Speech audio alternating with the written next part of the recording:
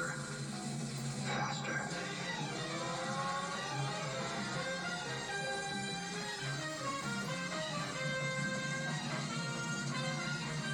Board Game Man coming to you live, where we're going to show today $6 Million Man board game by Parker Brothers.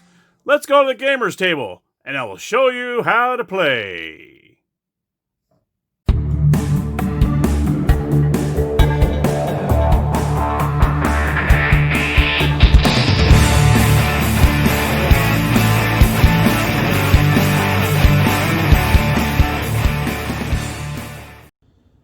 Hello everybody and welcome to the Gamer's Table. Here is the board for the $6 Million Man. It is 2 to 4 players. I went ahead and pulled out blue and red. We'll just do a quick little 2-player and I'll show you how this works.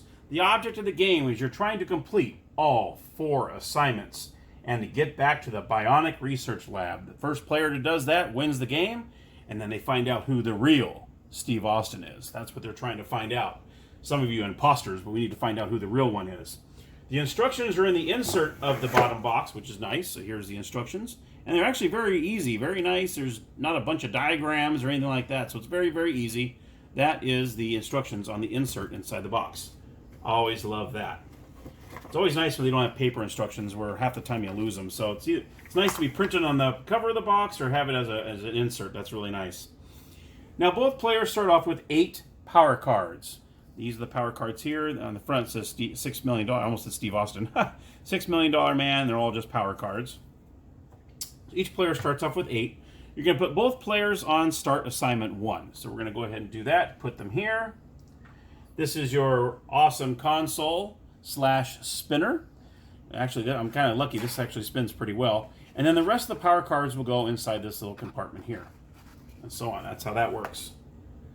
So what we're going to do is we're going to go ahead and spin a couple of these. Oh, actually, you know what? Let me go over some of the spaces on the board. You got the blue spaces here. These are just safe spaces. There's nothing goes on there. It's just a safe space. Nothing happens. If you land on a power card, all you do is you just pick up a power card from the console and put it in your stack.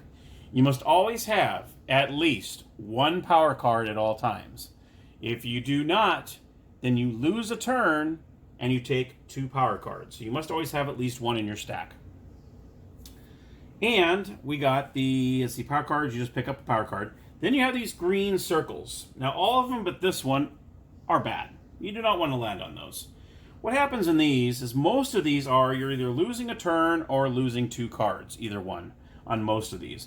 See someone here, force entry to stranded spaceship, lose 2 cards. We got security sensors triggered, lose 1 turn or 2 cards. Bends bars to escape from cell, disarm nuclear warheads. So you're losing you're either losing 2 cards or you're losing a turn. So you kind of want to stay away from those.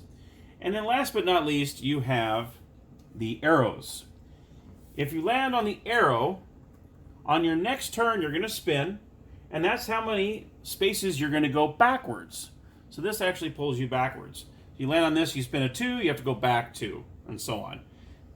And if you land on one of these, you get a power card. If you land one of these, you do what the space says when you go back. You still have to do whatever that space tells you to do. The power cards can also be used for movement. So say I'm over, say I'm like right here, but I don't even want to get involved with these 2 here. I got a green one and an arrow. Say I don't even want to bother with that. What I can do is I can take 3 of my power cards, 1, 2, 3, spend these 3, and you can use them for movement. So if I'm spending 3 power cards, I can go 1, 2, 3. So these can also be used for movement, which is cool as well. So, and you want to kind of be careful with that a little bit, maybe until you get to assignment 4 when you're trying to book it through there. You don't want to spend too much here because there's going to be a lot of spaces where you're going to lose 2 cards, and the next you know you're losing a turn. So you kind of want to hang on to those for a little bit, and then you never know. I mean, it depends on where you are on the board. If you're way far ahead, you might not have to worry about it. But you guys are neck and neck, you might want to kind of pull ahead a little bit on that. So it kind of depends on strategy and whatnot. So we'll do a couple little spins here. We'll do blue as the first player. Blue goes 4. 1, 2, 3, 4. He lands on a power card. So what he's going to do is he's going to take a power card from the console and put it in his stack. That's all you do on the power card. Player 2 spins. He spins a 3. 1, 2, 3. He's on a safe space. No big deal. Now say what happens if you land on the same space. Dun, dun, dun. That is called the Bionic Battle. Now, what happens in the bionic battle, bleh, if I can talk right, is you both spin the spinner. Say blue spins a 1, red spins a 3. Red would win the bionic battle.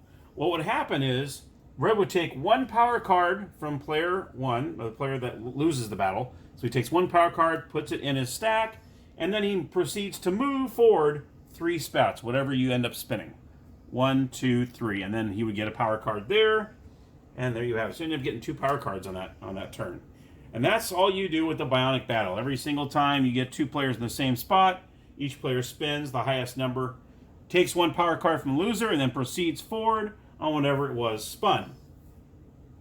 Once you get towards the end of the assignment, say you're right here, you do not have to roll, I'm sorry, not a roll, in this case we're spinning, you do not have to spin an exact number. So in this case you need a 3 or more, but you always have to stop here first.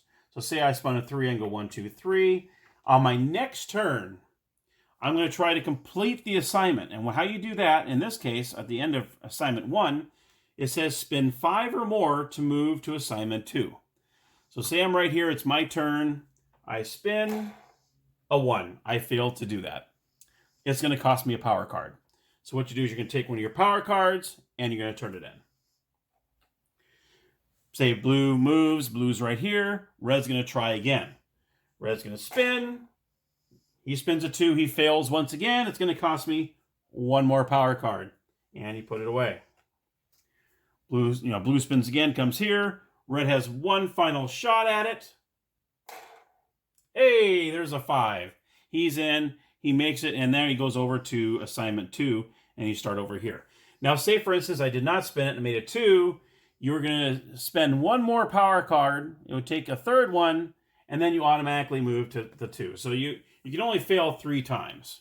And then after the 3rd time, then you're able to move forward. Like I said, what you're doing is you're just going to go through assignment 2, and then at the end of assignment 2, it says spin 4 or more. And then you get to assignment 3, spin 4 or more. And then you get to the final assignment 4, is spin 5 or more. I didn't actually go over the assignments. Assignment 1 is the $6 million man is sent into space to rescue a stranded astronaut for NASA. Then you have assignment 2 is the CIA tries to prevent a nuclear blackmail attempt with the help of the $6 million man. Then you have assignment 3, Scotland Yard uses the $6 million man to knock out an international crime ring. And in the final assignment, the $6 million man is used by the Defense Department to locate an underwater missile network. So you are a busy man doing these 4 assignments. And like I said, at the end of the 4th assignment, if you spend 5 or more, you make it back to the Bionic Research Lab, and that is how you win $6 Million Man.